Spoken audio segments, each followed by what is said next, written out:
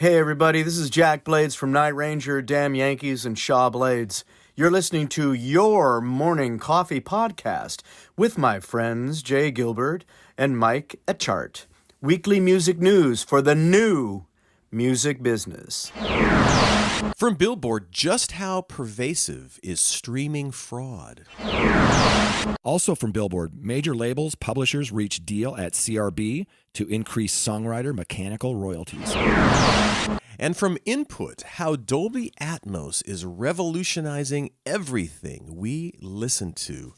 Well, Jay, let's set our phasers to stun and let's kick back and get rolling. This is episode number 91 of the Your Morning Coffee Podcast. And here we go. Stand by for transmission. This is London calling. Wake up! The revolution is at hand! Your morning coffee is on the air. On the air. On the air. On the air. On the air.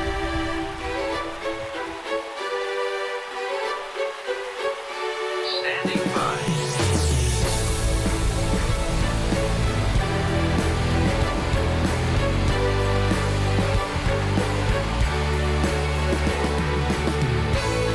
Your morning coffee, the weekly music news for the new music business.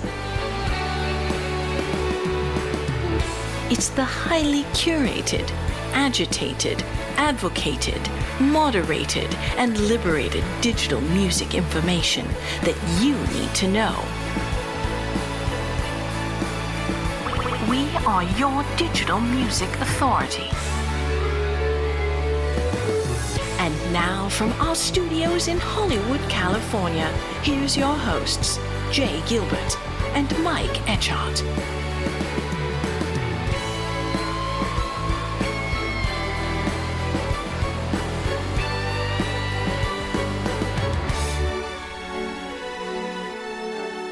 Well, Jay, good to see you, brother.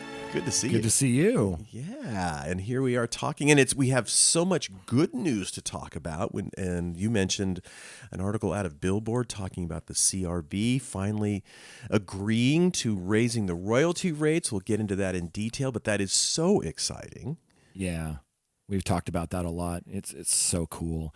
And how about that intro from Jack Blades? From Night Ranger and yeah. Oh my God. And yeah, Damn Yankees, Shaw Blades. And I've never met him, but I've heard anecdotally that he is just the nicest guy on the planet and such a great singer, a killer vocalist. Oh my gosh. He is such a great guy. I did a photo shoot with Night Ranger a couple of years ago, and he was charming and hilarious. I mean, all those guys are super great. And this, by the way, is their 40th anniversary. How cool is that? God, where does the time go? I guess it begs the question. It's like 40 Yeah. years. I remember And those they songs like are- they were yesterday. They're managed by Jack Blades' son, James. Mm-hmm. And I met him when he was working for Doc McGee, a decade or more ago. Super smart guy. He's really taken over the reins of that band over the years and has done such a fantastic job of managing. I'm just killing it. Oh, that's awesome. There's that precedent is it's not unheard of. I think Tom Jones's son manages him, and back when Tony Bennett was on the road, his son managed him, and so you've got these legacies and kids managing their parents. It's pretty cool. I'm working with a few clients like that. Mickey Hart from Grateful Dead. Mm-hmm. He has, I don't know if you remember, Planet Drum from about 15 years ago, Grammy Award winning Planet Drum. And it really kind of put what they call world music today on the map. Before that, there really wasn't what they call world music. And Mickey Hart is managed by Rhea, his daughter, who's awesome. Super and cool. They just dropped a new Planet Drum track. And there's a new Planet Drum album coming the first week of August. So that's pretty cool. Very cool. And now you have a new podcast that's going to be dropping fairly soon with Glenn Peoples, which is really exciting. Yeah, it's been so much fun. I think we've recorded 6 episodes. It's called Behind the Set List, and we talk to artists about the songs they perform live. And we've had conversations with Andy Grammer, Kurt Smith from Tears for Fears, and Ann Wilson, and Simple Plan, and John Wade, and it is just fascinated. Well, we're really curious about set lists, like who writes up that set list, right? Can you vary it? Because some bands, because of their lights and pyro or whatever, everything is scripted and you can't vary your set list. But others, in fact, most of the people we were talking to, they can do it on the fly, which is pretty cool. And some of them do really interesting cover songs, excuse me.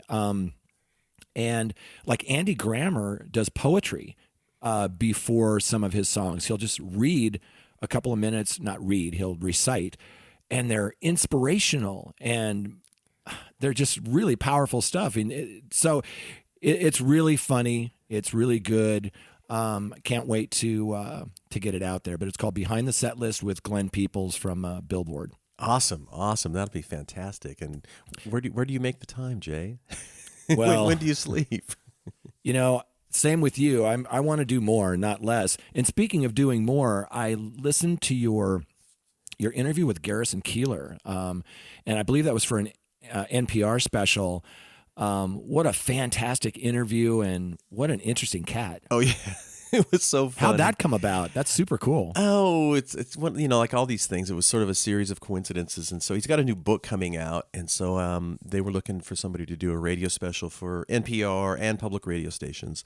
And they somehow came to me. And I'd never chatted with him yet before, but super, one of those interviews, and we've all done them, where you just kind of have to hit record and just sit back, and he's such a pro. Right. And it was really fun. And he's, again, another big music fan too, but before we started, I had read that he was a Beach Boys fan. And so of course I did a lot of work with the Beach Boys back in the day. And so we had, chatted about music, and super, super charming guy. So thanks for that shout out. Great interview. And I found out this morning something I never knew, and that is that you went out years ago and did an interview with Bill Clinton. Yeah, in his office. I can't wait to hear that. Yeah, we did. I did a couple different Christmas radio specials around his book Giving back in the day, and like the most nervous I've ever been for somebody that I've interviewed or chatted with it. But again, talking about music, and he is a gigantic music fan, and at the end of the interview with him, of course, that was the year of iPods, and I had asked him what was on his iPod, and oh boy, he just wanted to talk about music. His people were kind of trying to get him out of there, and he wanted to talk about hanging out with U2 and Diana Krall, and he's a sax player and a big music fan. So it's always fun when you kind of tap into people, and you go beyond what you're meant to talk about, and you just get I would love to personal. talk music with him. Everybody knows, he's a saxophone player, and Emily Kagan, who's on our Label Logic team, her mom, Claudia, booked Bill Clinton on the Arsenio Hall show. Oh my gosh. That famous performance, where he wore the sunglasses and played the saxophone. And some people credit that for pushing him over with the younger people and getting him to win the presidency. Yeah, absolutely. No, without a doubt. I remember seeing that on television live and going, wow, what a different generation of presidential candidate. The guy who comes out and plays sax, on a cool show. So yeah. Speaking of cool people, Very cool. by the way, every day, not every day, but every week, I get to hang out and talk with my cool friend, Jay Gilbert. You must know him. He's the co-founder of the music marketing and strategy company Label Logic. He's the curator of the Your Morning Coffee newsletter, which, of course, informs everything we do here on the podcast, and a former executive with Universal Music, Sony Music, Warner Music Groups, and Fox Home Entertainment. Thank you, brother. And my co-host here is the longtime host of Sound and Vision Radio, Mike Etchart, formerly of SST Records, Warner Music, Capital EMI, and Universal Music. And we spent a little bit of extra time together this week, which we'll touch on our third story. But hang in there, because we had quite a day this week. We had a lot of fun with a new friend to me and some old friends, and we'll get talking about that. But Jay, of course, when we do the podcast every week, we have a team, an army, a gaggle of folks that really help us put it together. And without our sponsors, boy, we could not do it. So I'll let you jump into our thanking our groovy sponsors. We sure do. Let's thank the Music Business Association. The Music Biz Conference is next week. I'll be there. In fact, I'm starting to pack already. I'll be leaving tomorrow. And that's taking place next week at the JW Marriott in Nashville. Really looking forward to it, along with returning favorites like the Metadata Summit, Next Gen Now, DSP Workshops, Brand Summit. You'll find timely new additions for 2022, including conversations on NFTs, gaming, immersive music experiences, catalog acquisitions, and much more. Hope you can make it. Visit musicbiz.org for more. Don't forget, Jay is buying the drinks. So when you walk up to him, say, hey, I need it. I'm a little thirsty. He'll throw down that credit card. Don't worry. Hey, we're also sponsored by Hypebot. Since 2004, Hypebot has chronicled the new music industry and the trends and technologies that are changing how music is discovered, consumed, marketed, and monetized. It is edited daily by founder Bruce Houghton with help from Alana Bonilla. Hypebot and sister blog Music Think Tank are published by live music discovery and marketing platform Bands in Town. And yes, Bands in Town. Over 65 million live music fans trust Bands in Town to get personalized concert alerts, recommendations, and messages from their favorite artists. It is the #1 artist service platform, connecting over 550,000 artists with their superfans. Managers, labels, agencies, and artists access their own dashboard to manage and promote their tour dates across all platforms. Big thanks, Music Business Association, Hypebot, Bands in Town. Yes, indeed. We appreciate it. We certainly do. Well, Jay, let us buckle in and start talking about the stories. And, this is our first story. Of course, we have covered this many times, but it is a continued topic in this new digital streaming business, just how pervasive is streaming fraud. This is from Billboard magazine. And this is from Elias Light, or Leet. I'm not sure how to pronounce the last name of that. But here we go. As they say, the full scope of the problem remains unclear. New information provides insight into the challenges faced by indie labels and distributors on Spotify. Yeah, and you'll remember it was Elias who also wrote that piece in Rolling Stone back in March. It was March of 2021.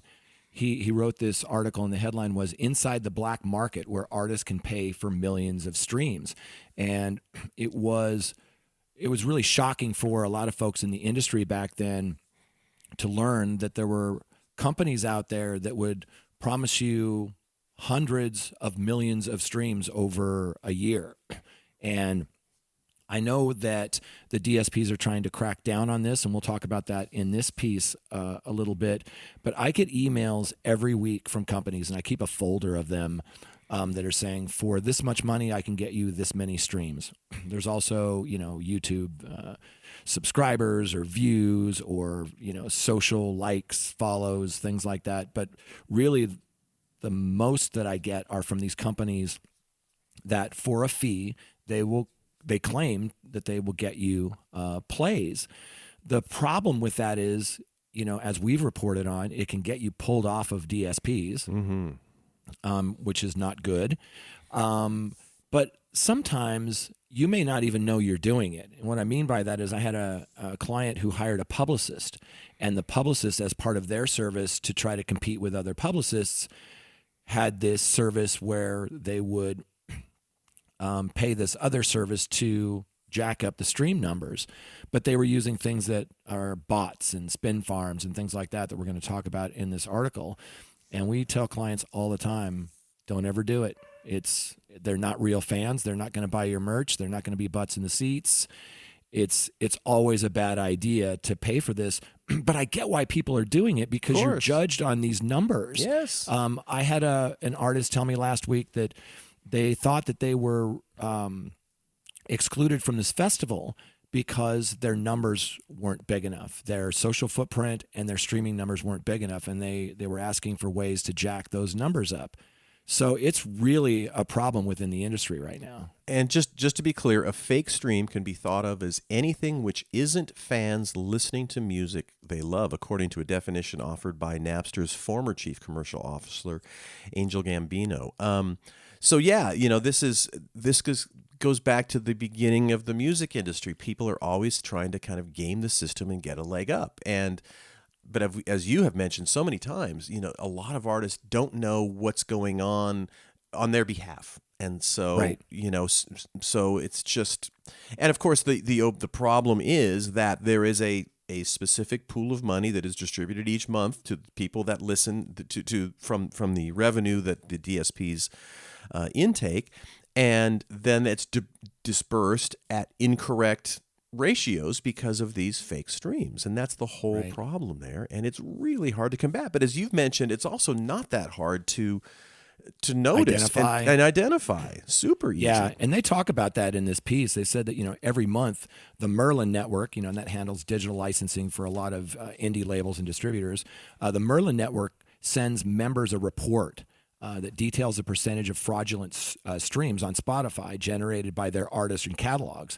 In the Merlin system, which accounts for roughly 15% of the global market, about 2.5% of ad-supported streams didn't qualify as fans listening to music they love in February, according to a pair of indie label executives who viewed the latest report. Those sources said the same month, 1.2% of the plays from premium Spotify accounts in the Merlin system were deemed fraudulent. And of course, what happens with that when they deem them fraudulent is they don't pay out on them. So the numbers may still be there when you look at that front-facing number on Spotify, for example, that says that your song has 1 million streams. There's not a lot of DSPs that do that, so that's why people pick on Spotify. But those numbers still stay there in those counts, unless Spotify, they can prove that some of these are fake as well. We reported on a story a while back where they had pulled down a bunch of tracks that they claim were, illegitimate. They were using bots and spin farms. So it's challenging, but there are ways that the DSPs, and of course, we're talking about Merlin here, can identify these things and remove them. Well, and as the article mentions, a lot of this was kind of happening when you're talking about Spotify in their free tier. But as they said, one thing that worries the executives who spoke to Billboard about Merlin's fraud reports, an increasing portion of Spotify's premium streams appeared to be fake. So the problem started again primarily with the free tier, but now it seems to be split. So we're now kind of heading into the paid tier where you're seeing a lot of this fraudulent activity. Yeah. And it is an issue. It is a problem, and it's not unique to Spotify, obviously. And I mean, boy, God help you if you get taken off, because it's really hard to get back on. That's it. Right. And people ask, like, why is streaming fraud, why is it so important? Streaming services typically pay the rights holders, you and I say that every week, according to their percentage of total plays on a platform in a specific territory. So that means if any fraud goes undetected in a particular region, even basis points, which is like 0.01% of market share being redirected into, these fraudsters' hands, have a material impact on everyone who shares in that pool. So there's always going to be someone who's going to try to game the system. And it's as old as business, not just the music industry. But there's always people who are going to try to game the system. But I think it's becoming increasingly easier to identify it. And then, again, like you said, I mean, God help you if you're one of those people who gets yanked down. Oh God, getting back up is an exercise in aggravation, shall we say. So, yeah, and this is going to be something we will be talking about for as long as we talk about the digital music business, because people, like you said, are always going to be trying to gaming the system, and it's just it's if there's money to be made, people are going to try to scam, and we will continue to report on it, but it's not going away. Yeah. The last thing I'll say on it is I saw this video on Hypebot this week, and it wasn't a brand new video, but it's one that kind of resurfaced, and it's somebody in, the spin farm. And basically what it is, this one happened to be in New York, I think, but there's a lot of them they find in China. But it's basically this room, you can see it on Hypebot, where the walls are covered with iPhones, like hundreds of iPhones, and they're tapped into a central computer, and they'll just play a song over and over and over 24/7 and just rack up these plays. And they use all sorts of trickery to hide the IP address and the region and things like that. Hopefully these DSPs, are onto that and can, shut them down. But it's big business now for people to buy fake streams. And like I said before, you don't want to do it. There's no good that can come from it. Nope, but a lot of people are doing it on, or potentially on your behalf, as if you're an artist, and you may not know about it, and it is a real problem. But we will continue to report on this, Jay, because guess what? Yeah. It's not going away. For crying out loud! All right, let's jump into our next story as I'm kind of organizing semi-organizing, also from Billboard. This is the highlight really of the week. I was so surprised when you actually texted me this when it happened, when it hit. This is also from Billboard. Major labels, publishers reach deal at the CRB to increase songwriter mechanical royalties. Yeah. And boy, I just almost let out a holler when I read that. It's like, oh my goodness, finally. It's so great to read that. Really good news. Yeah, you and I have been talking about this, and there have been a couple of people that have been leading the charge on it. But just to set the stage, and I know we've done this in the past, but just so everybody's kind of on the same page with this, this is about the CRB, the Copyright Royalty Board, and they set the rates that DSPs pay publishers, which is songwriters. And we're starting CRB 4 right now, or Phono Records 4, as it's also known as. But CRB 3 set the rate at 15.1% through 2022, but Spotify and Amazon were appealing that. This CRB is a 2-year process, so now we're into CRB 4, and that goes, once it's ratified, for a lack of a better term, it runs through 2023 through 2027. So here's what it means. The National Music Publishers Association, that's easy for you to say, at NMPA wants DSPs to pay more. DSPs want to pay less. The NMPA claims that DSPs, like Spotify, Apple Music, Pandora, that they're currently proposing, or were proposing, the lowest rates ever, somewhere around 10%, but the NMPA wanted it to be 20%, right? But these songwriters haven't had a pay raise, in decades. So we talked about, like, where should this increased money, come from? The NMPA wants DSPs to pay more. So how do we pay them more? Right now, 30% of that revenue that's coming in, the DSPs keep. Roughly 30%. 55% is paid out to the rights holders, and around 15% out to the songwriters and PROs. So, and that publishing money that comes in is kind of an 80-20 split typically between the songwriter and the publisher. But as you and I point out, and then we can jump into this article, it's not just about that. It's about the value of the song to the DSP, like Spotify, Apple Music, and Amazon, right? DSPs gain stock value that the songwriters don't participate in. They gain value in other ways, like Amazon Prime memberships, Spotify, podcasts and merch sales via Shopify and the car thing, and, Apple's product ecosystem. And I was so excited when I sent you the article. I sent it to a prominent music industry attorney that we both know. And I sent him a text. I said, so is this the labels basically agreeing to the new rate and withdrawing from requesting an extension of the old rate? And he said, sort of. It's the labels saying that since we submitted the new proposed settlement, we no longer object to the rejection of the first settlement. So sorry we wasted hours of your time in referring the fake novel issues to the Copyright Office, and sorry we wasted the Copyright Office's time in reviewing the novel issues referral that should never have been made in the first place. But now that we've decided to offer a new settlement, just forget about all that. Right. And, and as you and I sort of, I think we were using the word galling, that, everybody in this value chain we're just saying no to the most important part of the value chain, which is the song. And that's when we talked to Mercuriadis. This was a big part of our discussion, which is, these are the people that it starts with the song, and our whole industry is based on it, right? Exactly. And we are just sticking it to them in a bad way, and in a way we shouldn't do that. So it's, so now we're talking. So again, the original rate was 9.1 cents, and now we're talking about being raised to 12 cents, which is a 32% increase, which corresponds to the growth of the consumer price index since 2006. All good. What I, as we were starting to read a little bit more about it, what I was happy to see, it says, as part of the settlement, the CRB will also tie the 12-cent rate to the consumer price index annually to calculate if any raises are required throughout the 5-year term. That is fair, right? Very encouraging and fair. Exactly.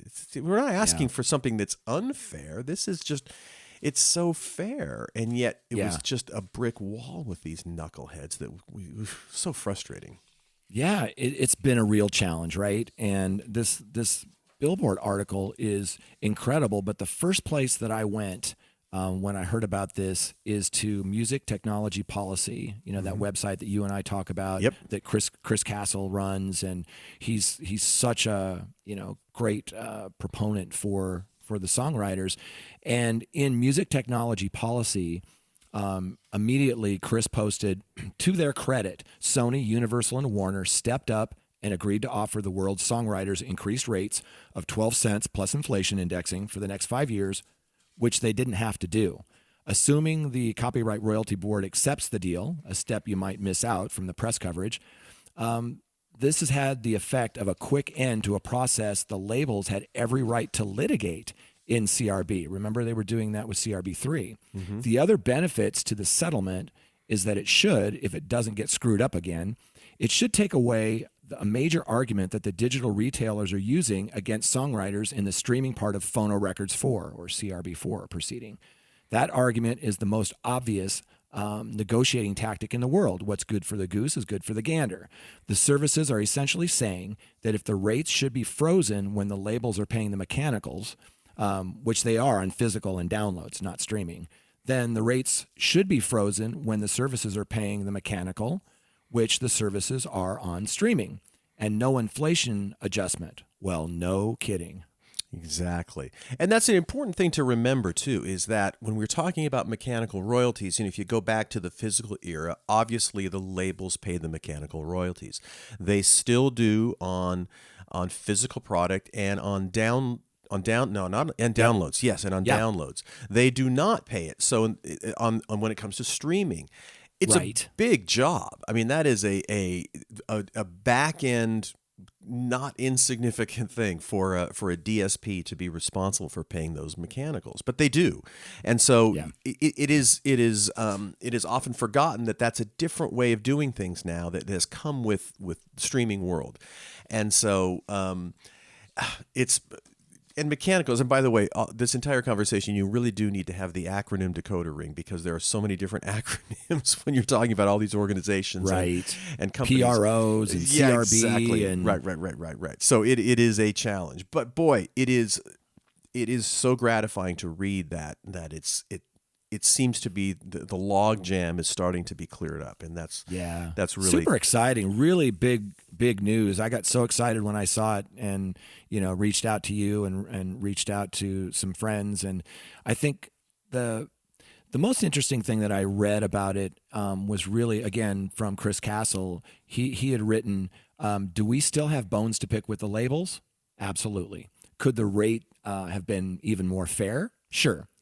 Might it have been if the publishers had actually done their job and negotiated it in the first place? Maybe, probably, but they didn't, so we'll never know. However, credit where credit's due. The labels pulled this one out and saved the publishers bacon in spite of themselves." There you go. A couple of other recommendations for the CRB proceedings include, though, establishing a floor to set a minimum for Subpart B mechanical royalty rates in case the consumer price index should decline.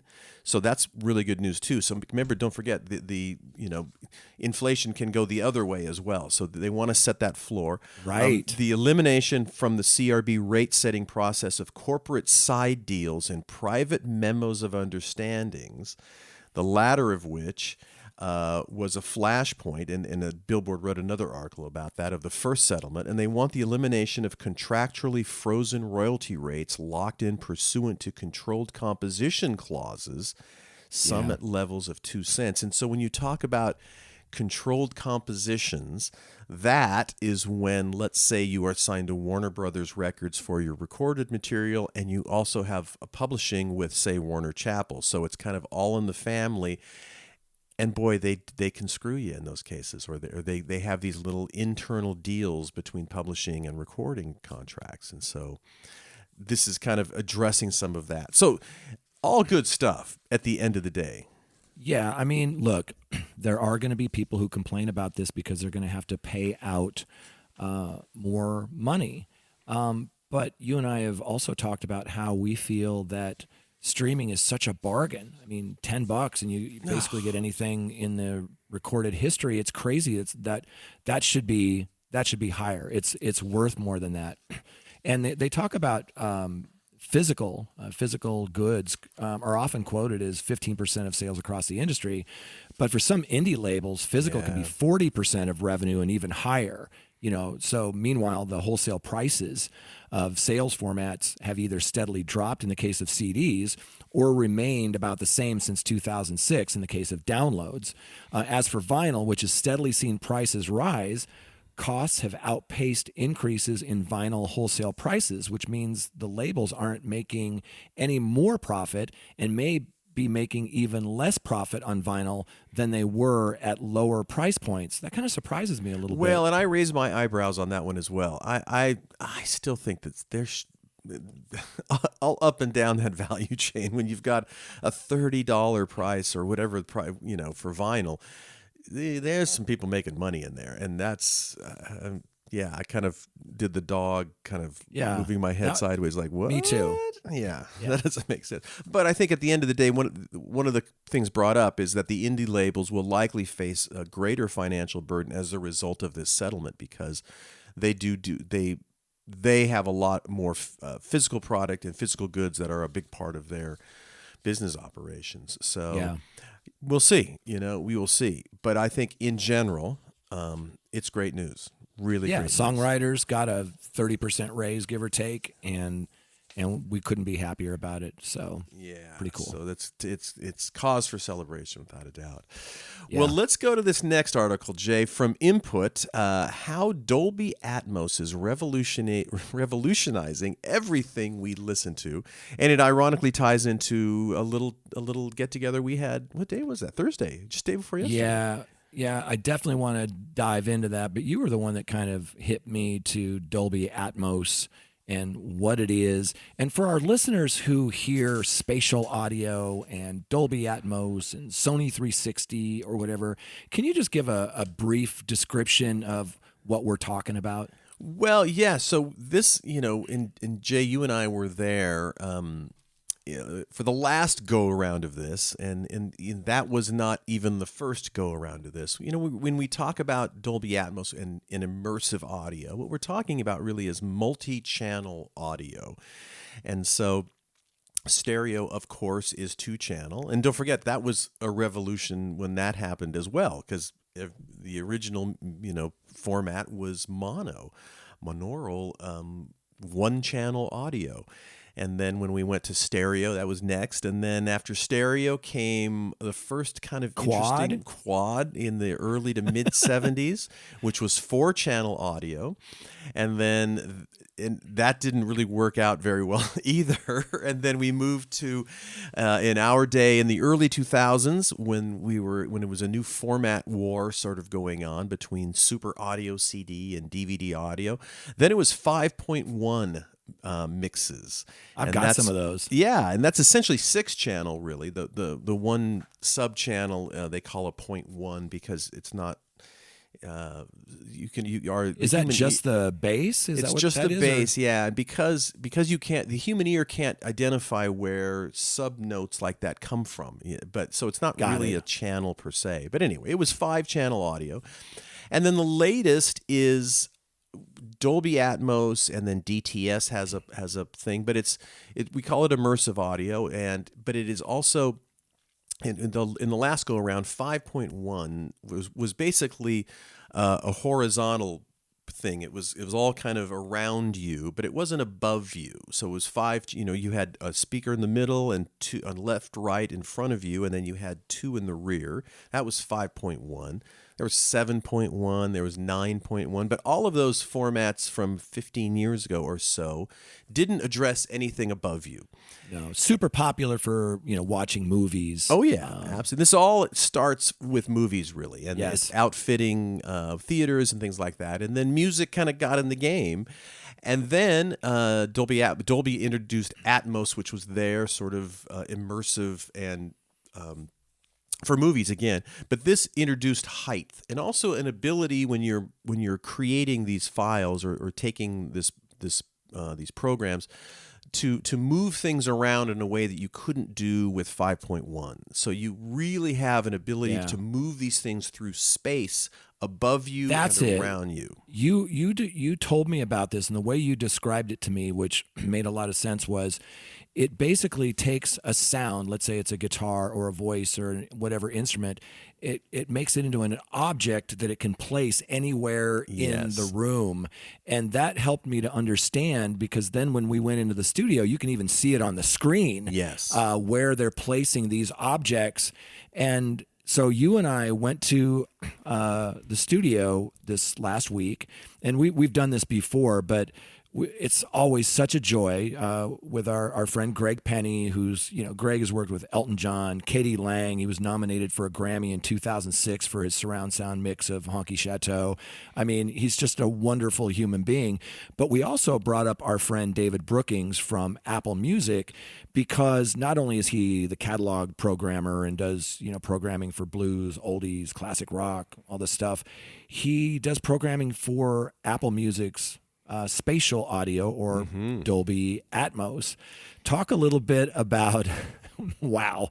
And we'll get into kind of the second part of that, but the first part, just going there, and we did the same thing to David that you did to me the last time we went to the studio, which is you put me in the director's chair, so to speak. You put me right in front of the console, and you guys turned on "Here Comes the Sun" by the Beatles, and I was emotionally moved. I'd never heard anything like that in my life, and you kind of did that to David too. Oh, absolutely. And one of the things to put it in perspective is if you understand the way records are made, now and going back even for the last 40 years, say, which is it's like origami. So records are recorded in layers. So in the days of analog tape, it was typically 24 tracks. So you have 24 layers, and then you kind of fold it down into a stereo mix. So you're kind of taking these 24 layers and you're folding it to get a stereo mix into 2 channels. What all of this is almost reverse origami. You're taking those 24 channels or 24 layers now and undoing them from the stereo mix, but the stereo mix is still the reference, and still it's the thing that we knew. If it's an older recording, it's what we associate with. And let's say it's "Here Comes the Sun" by the Beatles from Abbey Road. So you can't deviate too far from that, but it allows you to open it up in a way that's so remarkable and so it just moves you. And when there's a separation of the instruments that one of the things that Greg played for us was this Elton John track, and for the first time, and I've heard this song a lot, I heard that the guitar parts were separated. Davy Johnstone's, I believe, was an acoustic guitar part, and they weren't double tracked. It was 2 separate parts that kind of danced and worked with each other. And when you separate some of these things from each other, you're experiencing the song in a different way. It still sounds like that song that you know. You know, it's not like they're bringing the vocals up really high and then pulling the drums down really low. It's nothing like that. It's really more of separating things and putting them in this room away from each other so you can hear them in a different way. It is one of the most amazing experiences I've ever had listening to music. Oh, it is. It absolutely is. And you know, we all got a taste of this when you and I were at Universal when we were doing these surround sound mixes, and that was a equally remarkable for the time, but the canvas was much less deep than it is now with the latest in technologies. Well, let me ask you a question. You and I remember working on SACD and DVD audio.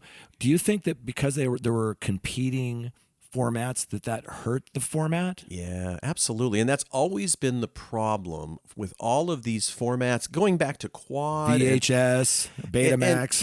And even going back to stereo, you know, because when you think about that, so it's the ecosystem to make anything happen like this is pretty intense. So it starts kind of in the recording studio. So the transition from mono to stereo, and if you know, the Beatles are always a good sort of kind of a thing to talk about because people are so familiar with that material. But you know, for the most of the Beatles output of the classic albums, mono was the standard format, and so they spent tons of time mixing for mono. Stereo was very much an afterthought. It really wasn't the principal format until the last album, until Abbey Road. So, so you have to start with just the stuff in the studio. So you have to suddenly, you know, you're recording in stereo, and you have to have stereo field monitors and all that stuff.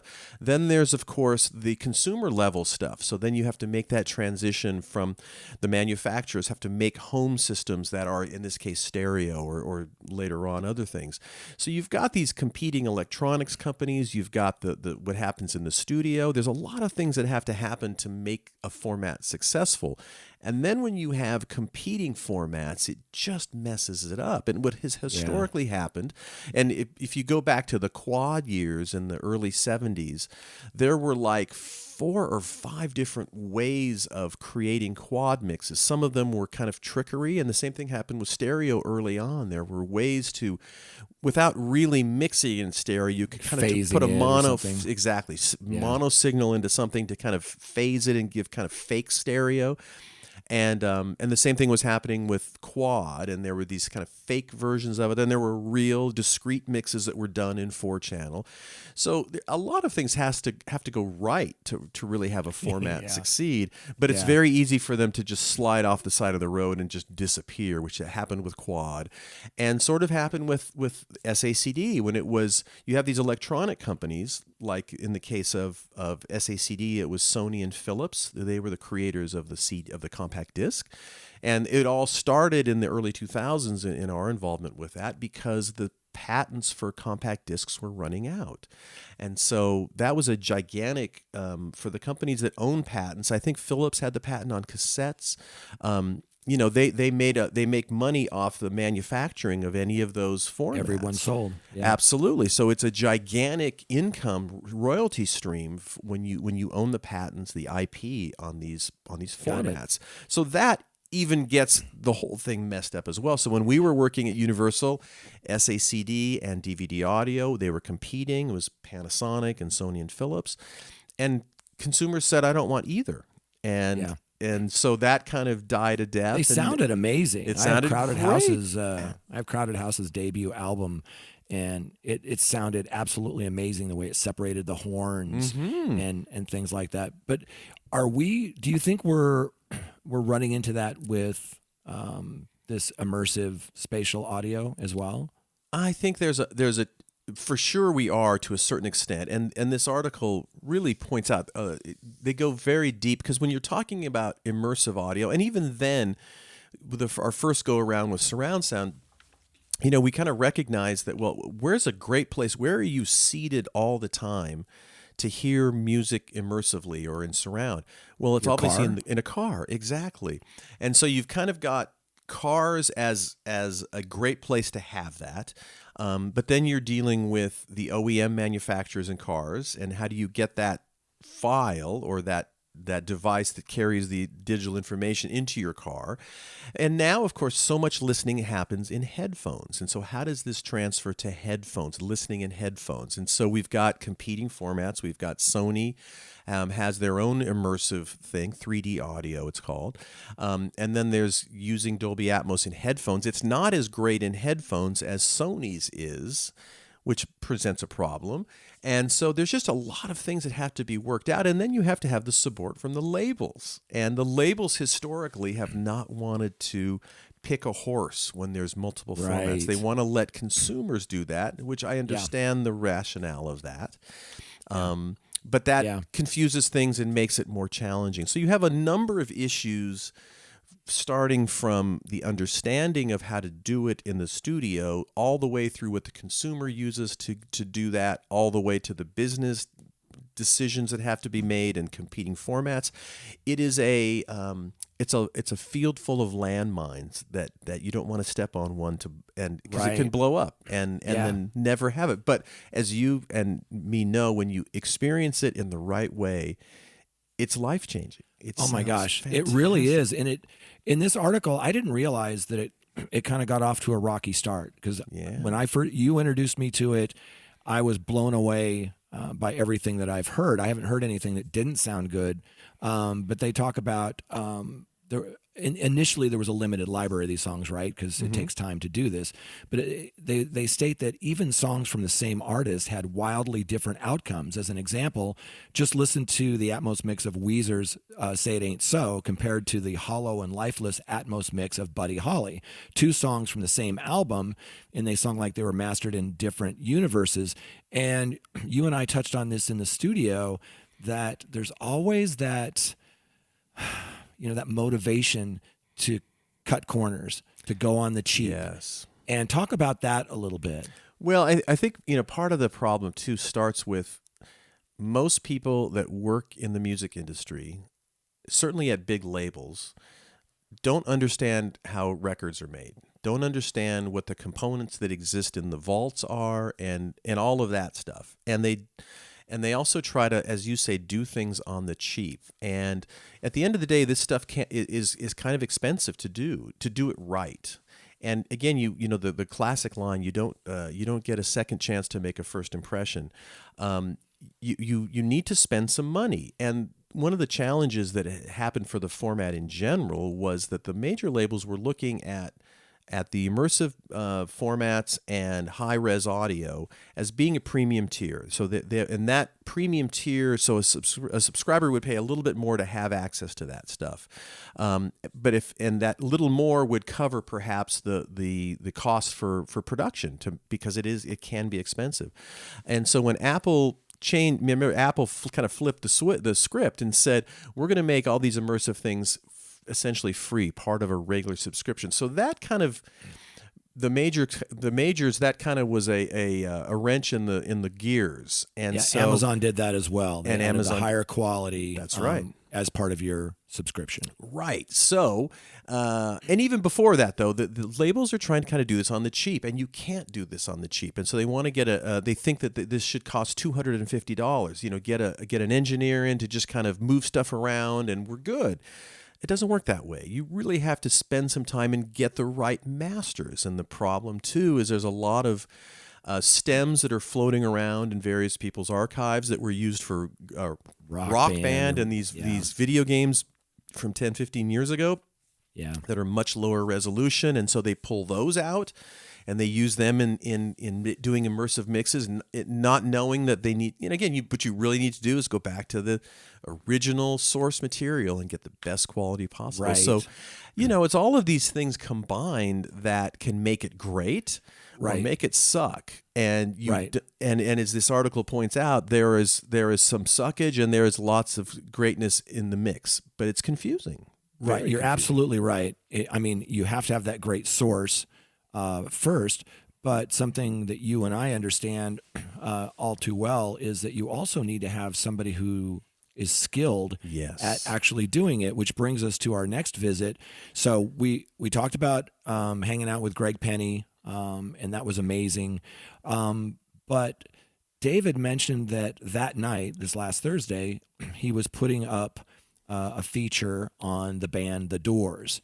And you guys kind of snickered and said, well, Bruce Botnick, who produced The Doors, is like, he's just right down the street here, and he does these immersive mixes. He does. So we call him, we walk down there, and we get to hang out with him. And for those that don't know, not only did Bruce Botnick, produce The Doors, but the Beach Boys, and I think he was in on the Good Vibration session he was talking about, and Eddie Money, and I mean, these, to me, these are like legendary guys that were in the room when this wonderful art was created, and they have a different take on it. I mean, if I'm Elton John, I want Greg Penny doing this because he knows the music. He was in the studio when they recorded Goodbye Yellow Brick Road. He was in the room. Right.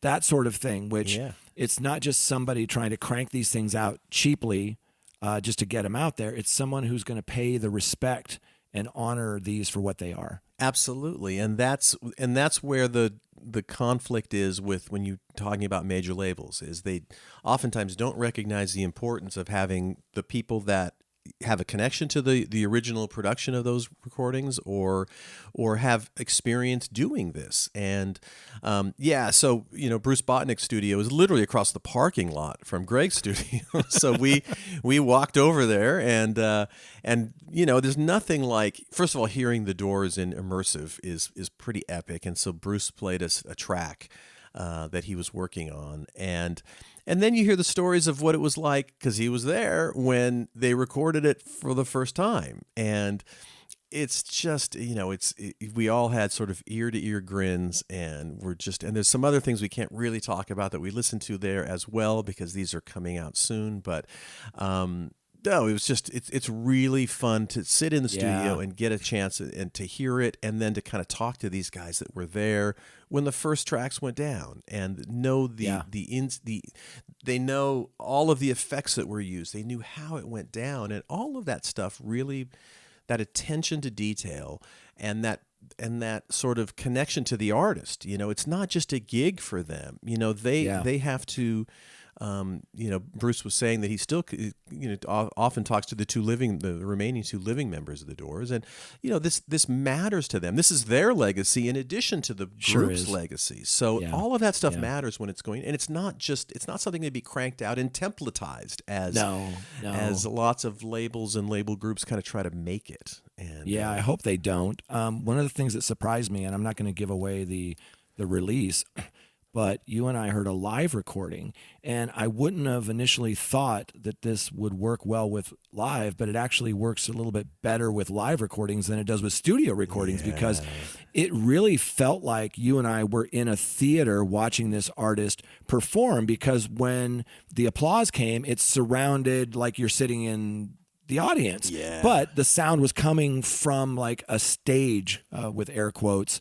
And to hear that woman's voice, and to hear the piano, and to hear these things separate, it was like we were sitting at Carnegie Hall with a quiet group of people that would applaud between the songs. It was unlike any live recording I'd ever heard. Oh yes, and I can hardly wait to hear that in Atmos. I mean, that's. Talk about goosebumps, and I wish we could talk about what it was, but that'll come out and you'll hear. So one of the things this article in inputmag.com is talking about is kind of what's going on in the home, and how you can experience a lot of this stuff with the sound bars that are coming out. And again, don't forget, this is a lot of these things were developed for movies for sure, but companies like Sonos and lots of other companies are making some really fantastic sound bars that give you, again, there's a simulated effect to it, but it sort of bounces. When we went in the studio, you sit in the studio, and there you are basically surrounded by speakers above you, speakers around you. But that's impractical for most homes. There are home systems, and when these immersive things first came out, they were using for the home kind of speakers that fired up and then bounced off a ceiling. Those still exist, but they've also come a long ways in sort of simulating and bouncing things in other directions. And so that's a really good way to listen listen to immersive in your home, and the writer for the article talks about using these new Sonos devices specifically. So there's a lot of technology for the home that allows you to experience this now in a way that didn't exist before in these other sort of attempts at immersive for the home. So that's good news. It is good news. This piece, by the way, was written by Samuel Pillay from Input, and near the end of the article, he sums it up by saying, Dolby needs to convince more artists and producers to dedicate real time to their Atmos mixes on the top of the work that's already needed to master an album for stereo. That's a good point. Even if the industry gets in lockstep here, Dolby has to win back a few listeners that were turned off by the initial rollout of Atmos on Apple Music to show artists that all the work is worth it. Oh, and it needs to get every major streamer and platform on board. There you go. Exactly. And of course, music is just one. Certainly, this was developed for movies, and then we're talking a lot about music, but gaming is an enormous part of the immersive thing, and so that's another area where a lot of people will get introduced to immersive through gaming, and that's a good thing. So if we can kind of keep it together and work out a lot of this stuff, and there's a lot of things that are happening in the live space as well, and so that's something we'll have to talk about in the future. Our friend Greg Penny is super involved in that, and he's working on some things that are going to be super cool in the live world that in the future we'll talk a little bit more about. And they do touch on a couple of those things in this article. It's a deep dive. So I encourage our listeners, if you're really into learning about this piece is pretty deep, and it touches on film, gaming, as well as music. Yes. So, it is. We talk a lot about this all the time, which is music and music catalogs, and just the business of music is like an orchard or a garden. You have to keep watering it and fertilizing it, and paying attention to all of this material, and people like to listen to. There's a whole bunch of I think in general, and we ran into this the first time with the I was involved in the early 2000s. Music companies like to do one thing, and that's kind of it. So like streaming is comfortable. They just sit back and the income rolls in.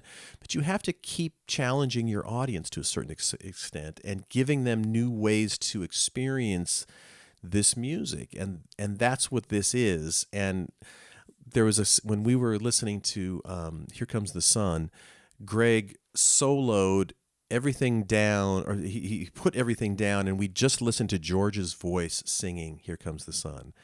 And I mean, the first time he did that for me, I literally had tears in my eyes, because it was so personal, and so it was raw, and it was just moving. And again, this is a song I've heard hundreds of times, if not thousands of times.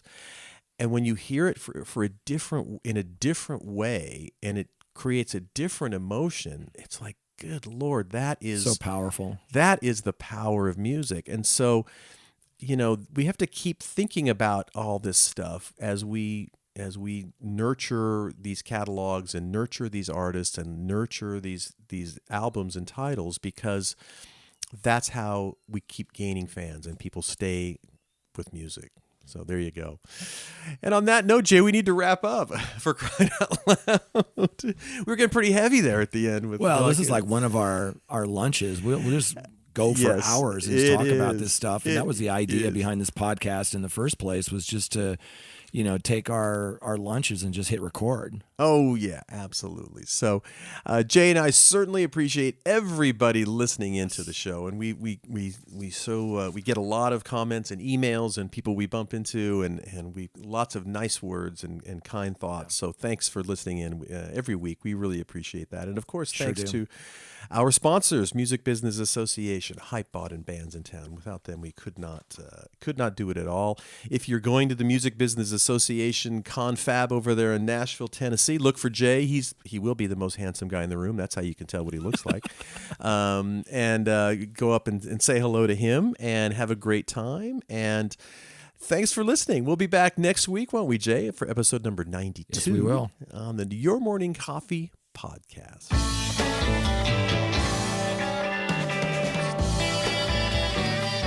You've been listening to Your Morning Coffee, the weekly music news program for the new music business. Join Jay Gilbert and Mike Etchart next time for the digital music news you need to know.